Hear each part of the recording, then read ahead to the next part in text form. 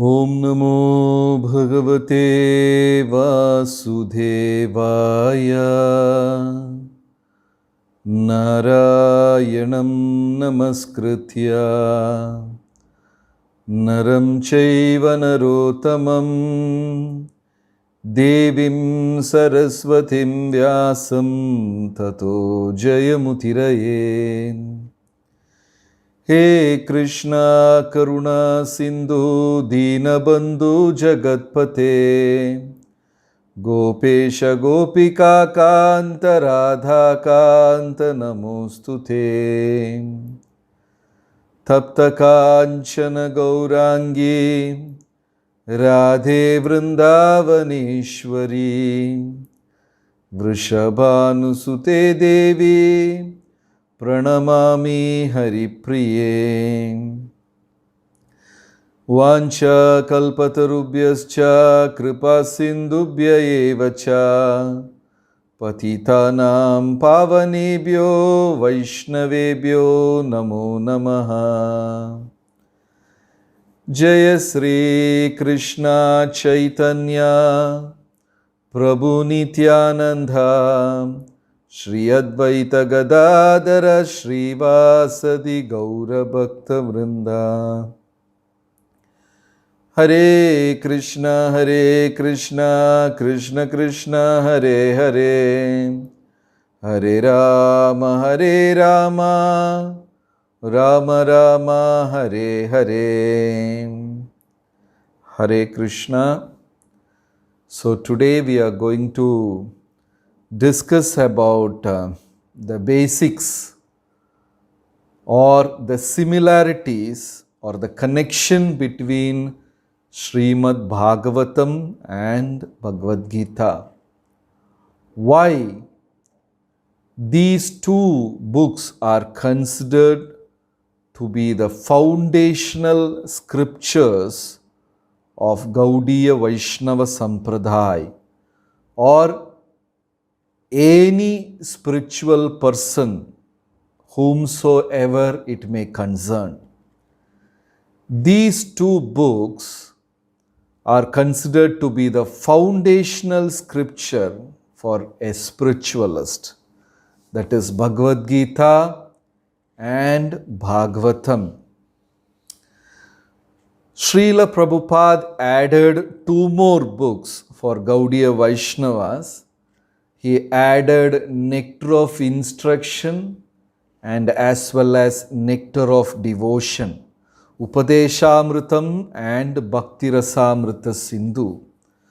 So if anybody wants to be stabilized and fixed in Bhakti, they have to go through these four books and understand the foundational principles. To begin with, Bhagavad Gita and Bhagavatam. If a devotee who understands the essence of Bhagavad Gita and Srimad Bhagavatam, he is considered to be understood the whole of Vedas. Because in Mahatmya, the glorification of Bhagavad Gita, it says, Sarvo Upanishado Gavo Dugdha Gopala Nandana Partho Vatsa Sudhir Bhokta Dugdam Gita Amritam Mahat. Sarva Upanishado Gavo. If all the Upanishads turn to be a cow, and Krishna is the milkman who is milking the cow, and Arjuna became the calf and he is drinking the milk, and the milk is Bhagavad Gita. So Bhagavad Gita and Bhagavatam are considered to be the foundational scriptures. Bhagavad Gita is both Shruti and Smriti. This is a very important argument devotees should understand. Vedas are broadly classified into two sections, that is Shruti and Smriti. Shruti is the direct oral reception and Smriti is from memory. To put it in simple words, Shruti is like mother instructing the son directly, and Smriti is the sister who heard mother's instruction and later on she is instructing.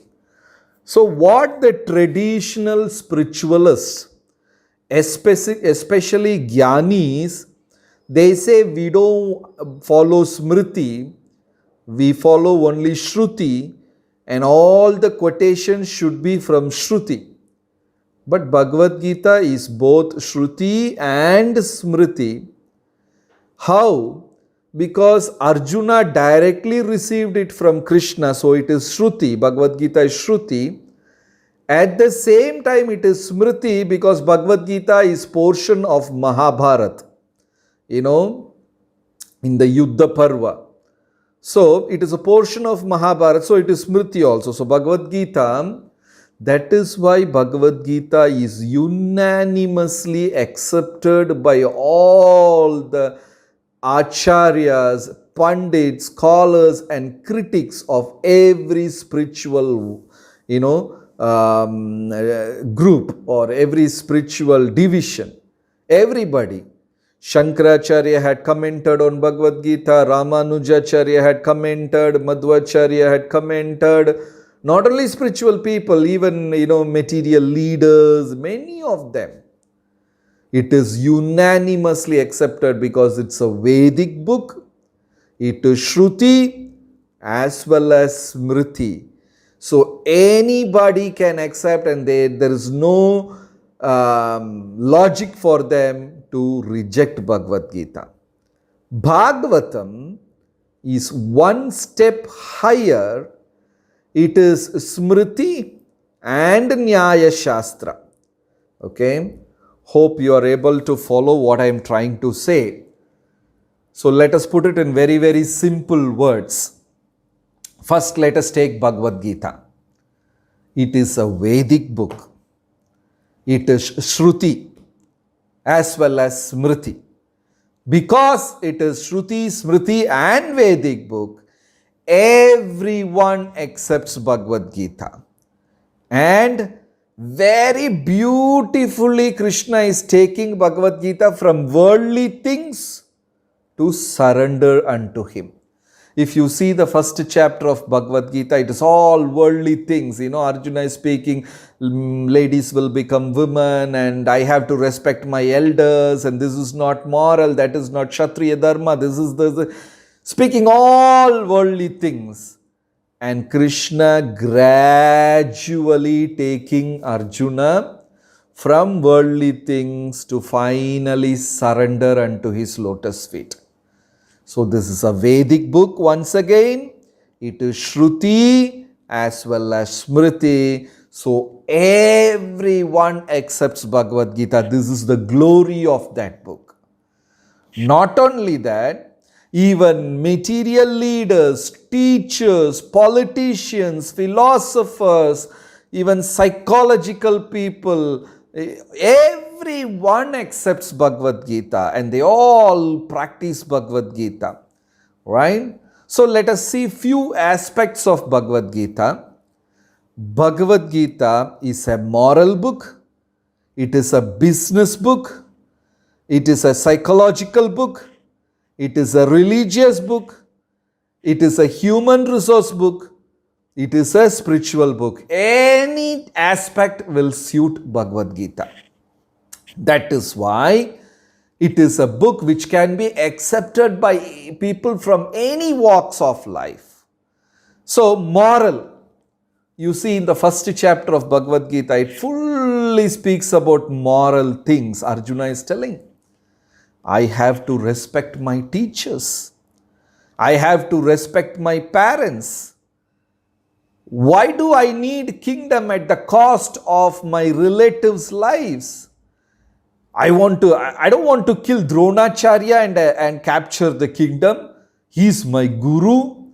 I don't want to kill Bhishma Dev because I was holding his finger and learned how to walk. how to hold my bow for the first time in life, how to shoot my arrows. Everything I learnt from Bhishma Dev. I don't want to kill him. I don't want to kill all my brothers, kith and kin. And what do I will do with the kingdom after killing all these people? Right? So there is a lot of human values in the first chapter. If you see, so much of human values are explained. His Holiness Radhanath Swami Maharaj, in one of his lecture, he said, we are supposed to love humans and use machines. This is the real human resource topic. But what is happening nowadays? People love machines and use human. There are people who love their mobile phones so much. Cars, crazy about cars, crazy about so many things. I recently heard one man in China, he wrote all his properties in the name of robot which he is using at his house. He started falling in love with the robot, so he wrote all his property. He wrote a will, if I die, my millions of dollars will go to this robot. See how crazy we have become. This is the world of machines. So people are loving machines and using human, right?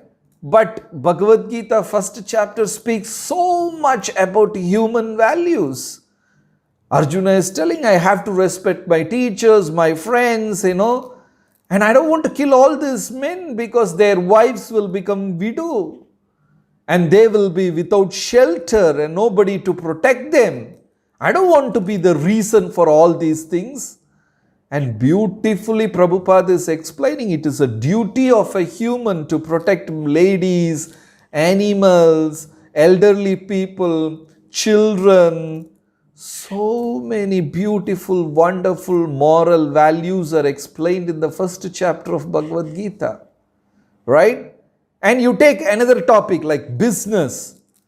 There cannot be a greater businessman more than Krishna in the whole universe. How beautifully he is marketing Bhagavad Gita to Arjuna. At the end of every chapter you will see Krishna is telling Arjuna, this is my opinion. If you want, you take it up. It's up to you. I'm not forcing you. How sweetly Krishna is presenting. This is my opinion. If you want, if you like, you take it. In another chapter, Krishna is telling, this is what great sages speak. So it must be true, Arjuna. If you want, you take it up. Great sages speak like that. Asito, Devalo, Vyasa. The great sages like Asita, Devala Muni, Vyasadev, they all speak like that. In another place, he is telling, Arjuna, whatever I wanted to say, I told you.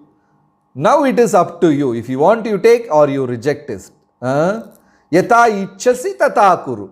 Do whatever you feel like. How polished, how sophisticatedly Krishna is telling. In another shloka, Krishna is telling, the great king Janaka is following this.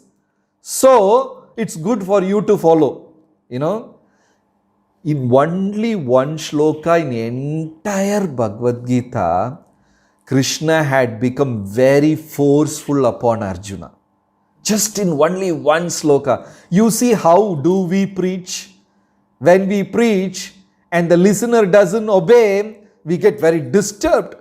We get irritated. Sometimes the preacher gets very angry and starts screaming, shouting, yelling, or he won't preach to that guy anymore.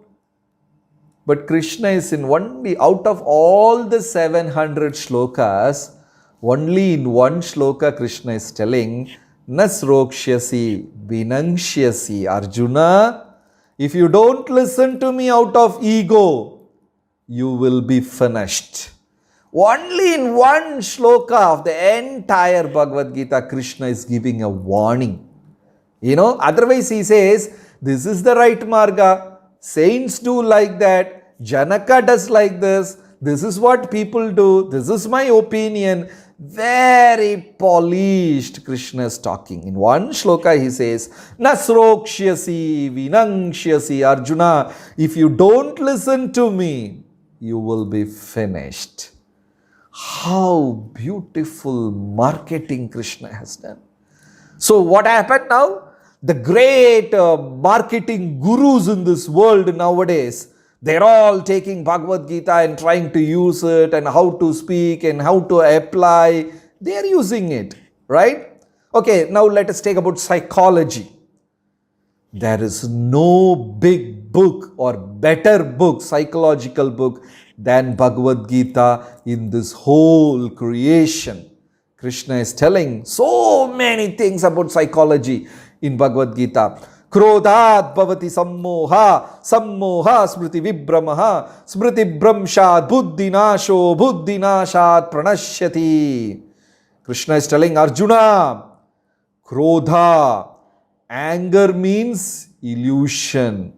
From illusion, memory loss. No book in the world, no psychological book, no book related to mind, mental IQ has explained this fact.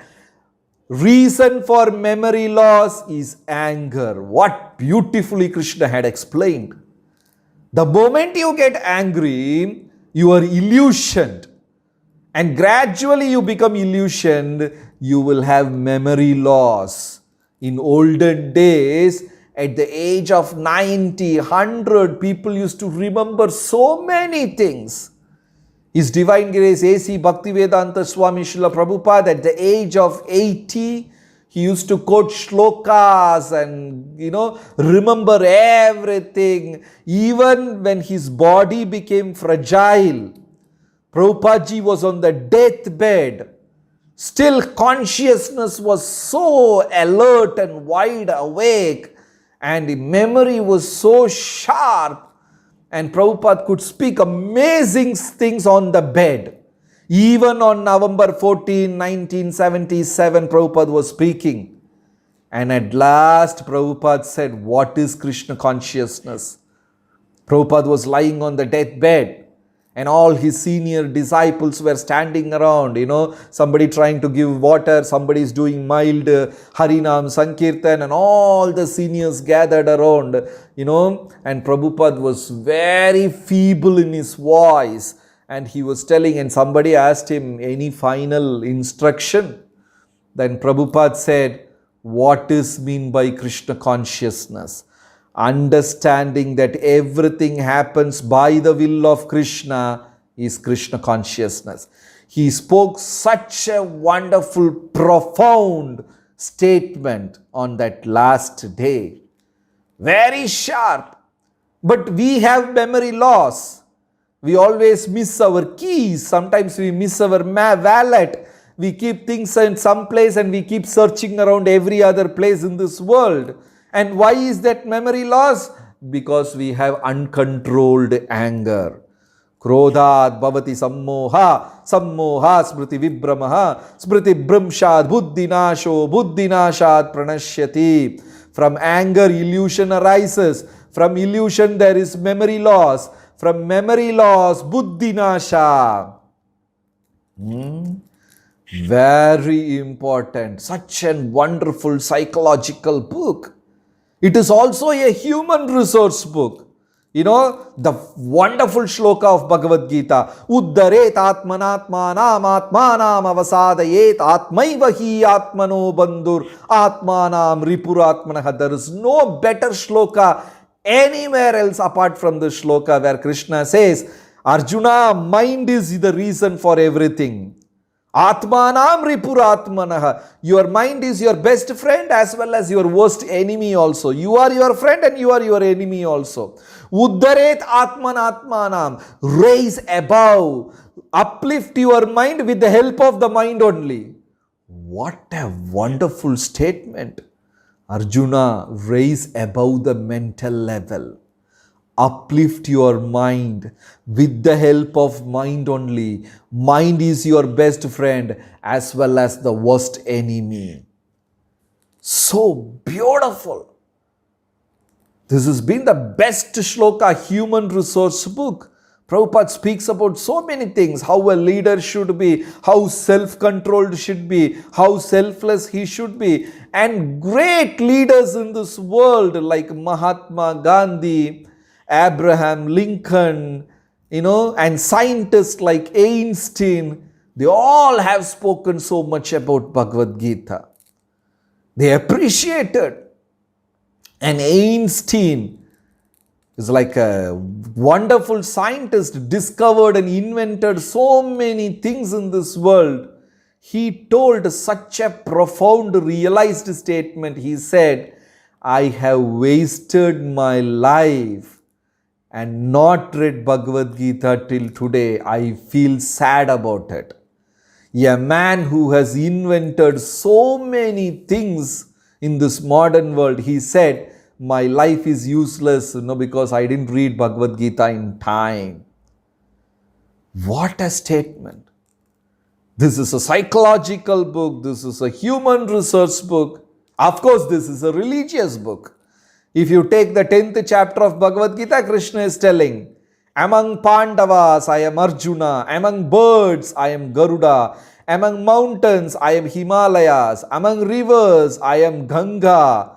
Among seasons, I am spring. Among Vedas, I am Samaveda. So, whenever you see the best of this world, you should understand it is creation of God. In this way, you will remember God. Religious book, right? Then he showed finally at the end of 10th chapter, Krishna very mercifully showed Virat Rupa to Arjuna, the Vishwarupam to Arjuna. Thousands and thousands of heads, thousands of hands, thousands of legs. One head is Shiva, another head is Ganesha, another head is Indra, another head is Chandra. One head is emitting poison, another head is emitting fire, and water comes out of the head, and gigantic Vishwarupa had grown up to the sky, and he has covered the birds, the clouds, the mountains, the upper planetary systems, and the bottom has covered Patala Loka, Nagaloka, and the serpents and the reptiles. Arjuna was like stumbled, he was struck with wonder and fear. And he started praying, oh Krishna, please forgive me, I didn't realize your glory. You are such great, wonderful religious book.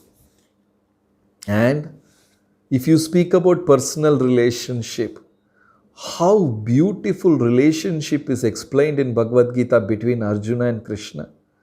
And Arjuna, Krishna is telling, Bhaktosi me saka cheti rahasyam hi hetaduttamam. Arjuna, I am telling this highest knowledge to you because you are the dear friend among devotees. I have so many devotees, Arjuna, but you are my best friend. Bhaktosi me saka cheti. Out of devotees, you are my best friend. That's why I am saying this. Right? Then after seeing Vishwarupa, even Arjuna realized, oh my God, I didn't realize the glories of Krishna. And what have I done? Hey Madhava, hey Yadava, hey Saketi, Krishna, please forgive me. I didn't realize your glories. And I was to address you like Madhava, Yadava, my friend, this thing, that thing. And we were eating from the same plate. I was, putting my legs on top of you. I was hugging you. I was treating you like a friend. I didn't realize your glories. Many times it happened.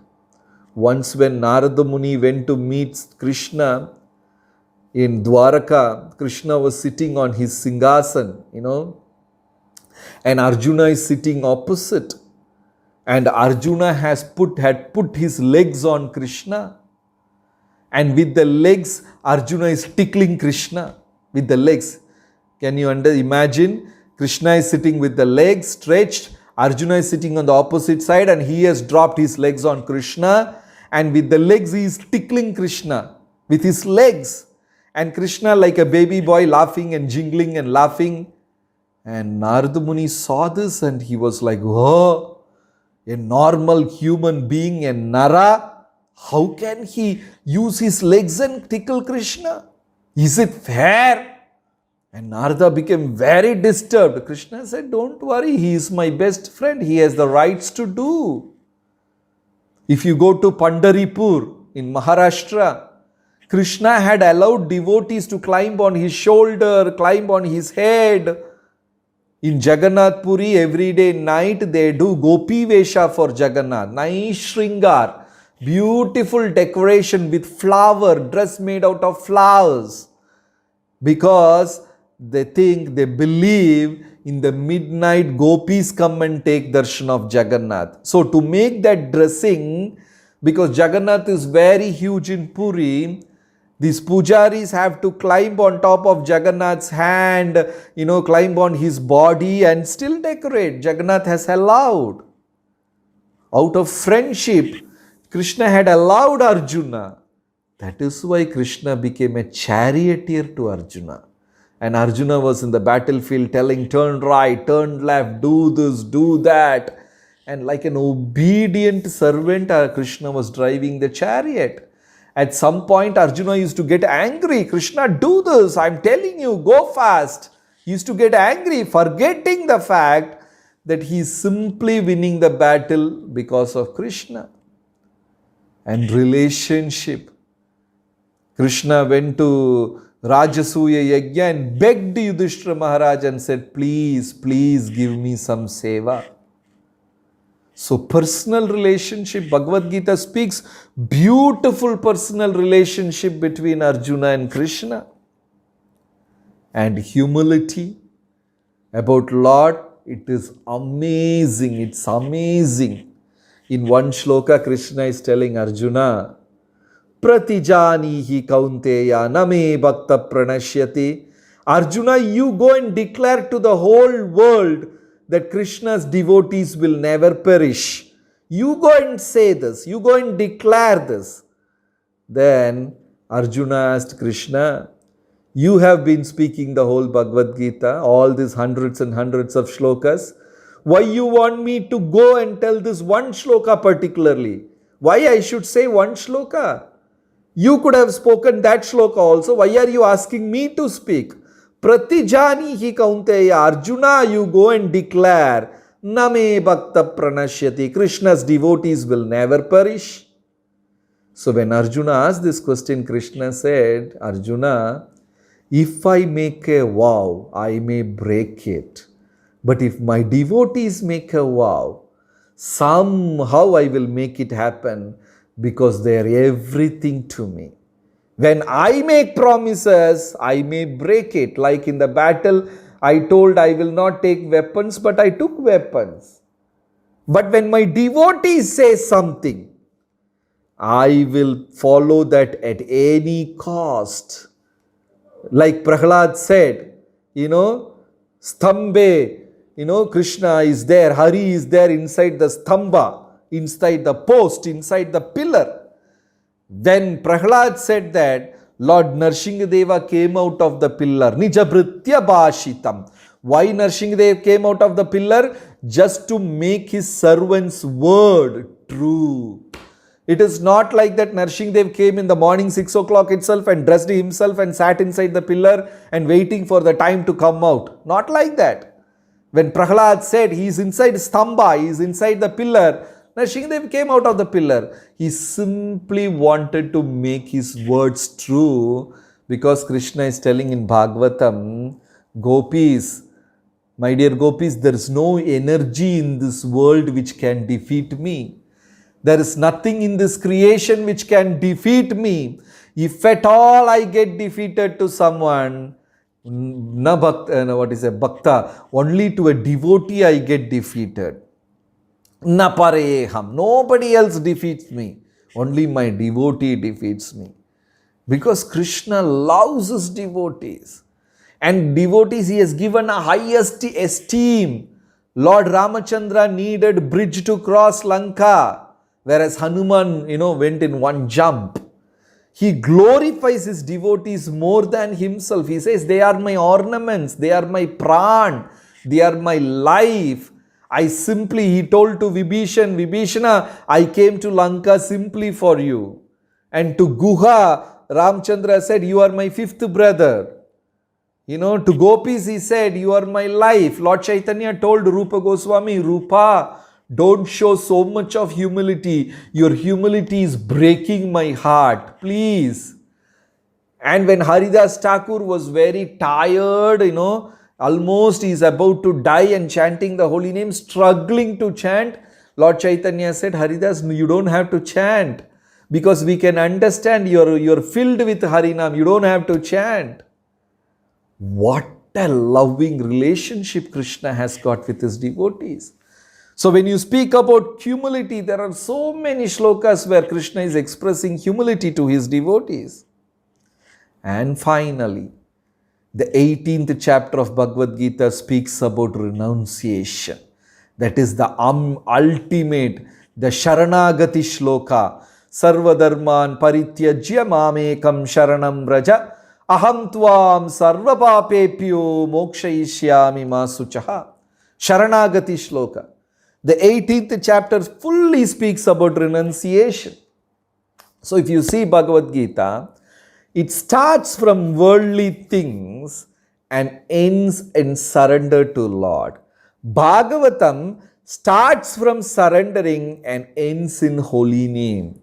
Chaitanya Charitamrita starts with the holy name and explains how a devotee should physically practice day-to-day life. Right? So, Prabhupada established nicely the beginning book is Bhagavad Gita and the graduation is Srimad Bhagavatam and post-graduation is Chaitanya Charitamrita. So, these two books are more than enough for a spiritual person to get foundationally strong.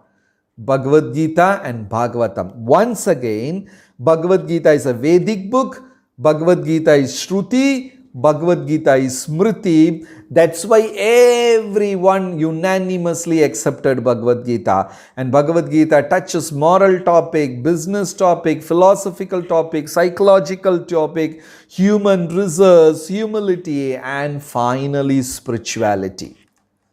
Right? So this book, to begin with in spirituality, is very, very understand because he explains everything foundational. Who is soul, what is his doing, and after death what will happen, and all these things. So Bhagavad Gita is the basic book. Once again, starts with worldly things and ends with surrendering to God.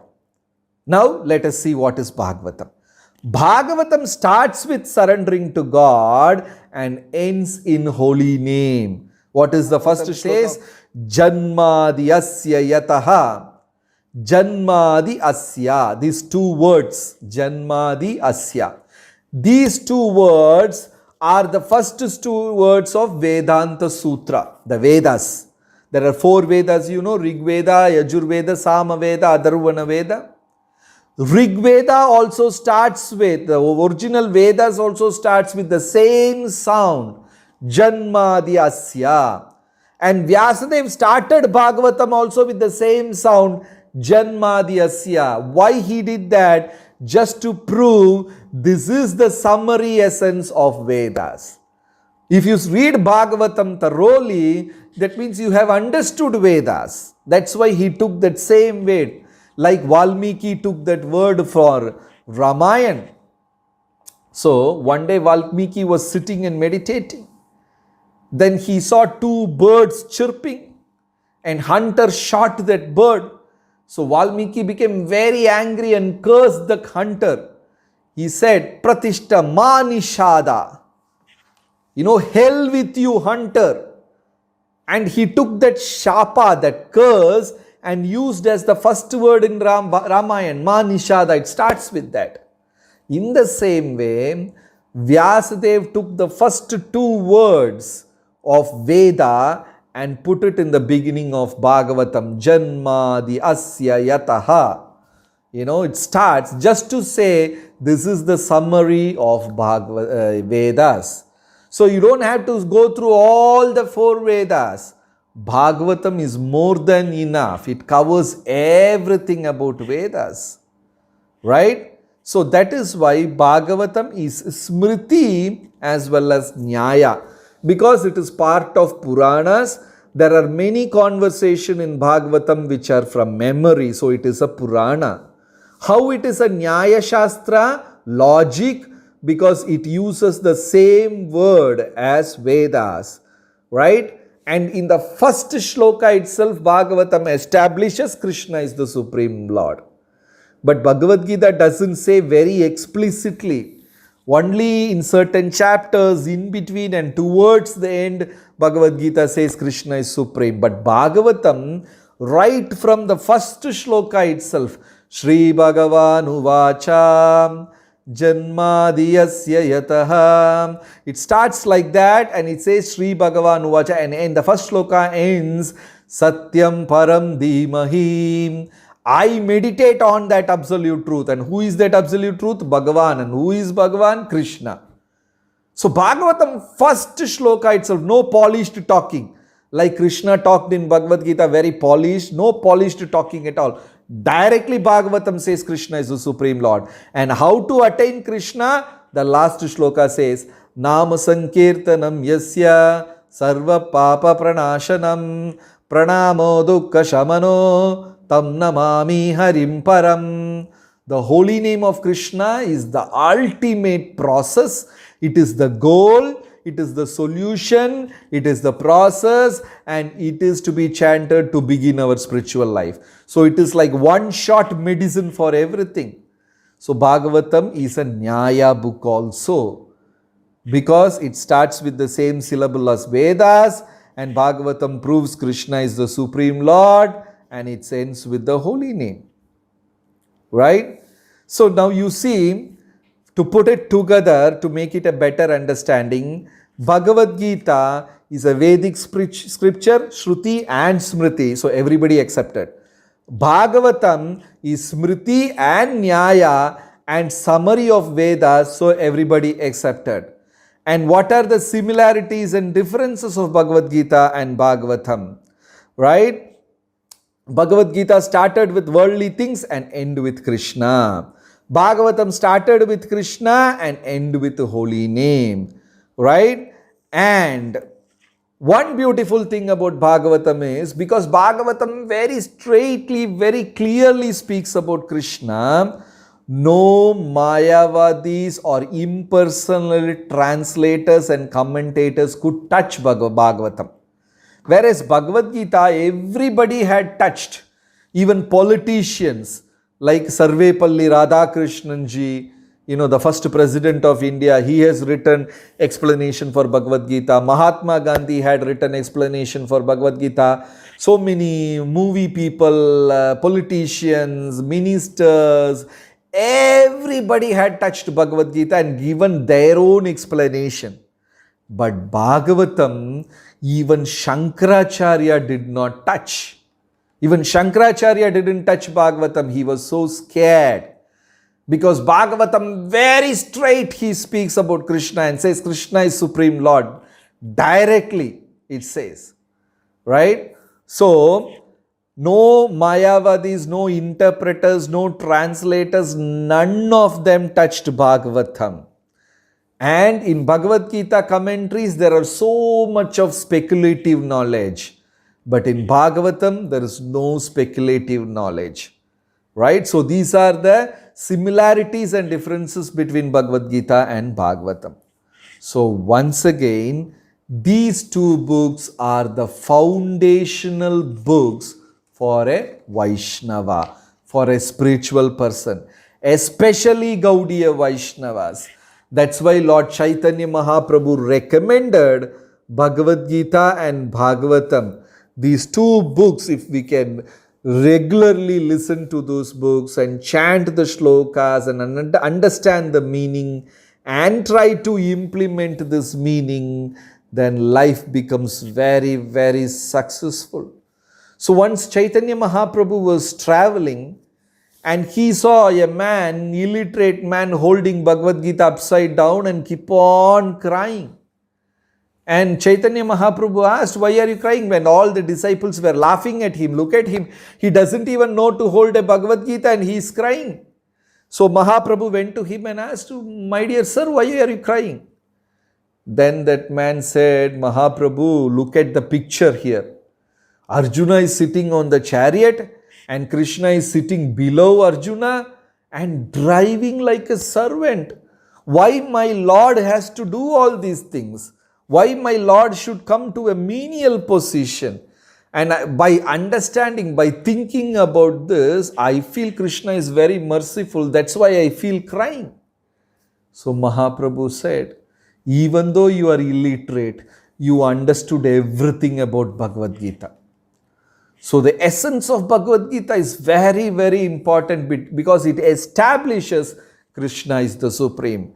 So in this modern world, people accept Bhagavad Gita, but they don't accept Krishna. So it's our duty to very sweetly, so politely, so beautifully establish that Krishna is the Supreme Lord. Okay? So these two books are very, very important books, Bhagavad Gita and Bhagavatam. And if a devotee follows these two books, once Prabhupada said, if you even by heart 30 shlokas of Bhagavatam, nicely, with meanings, you can preach to the whole world, he said. Simply some 30 shlokas. If we can by heart with the meanings, then Prabhupada said you can preach to the whole world. So Prabhupada also followed this system of previous acharyas and establishing the facts of Bhagavad Gita and Bhagavatam. And if a devotee reads these two books, his life will become very, very successful. Okay? So thank you very much. This is just an outline, a simple outline about Bhagavad Gita and Bhagavatam. And it is very important for us to understand. So please, devotees can feel free, and if you have any questions, you can ask. Thank you so much. Hare Krishna.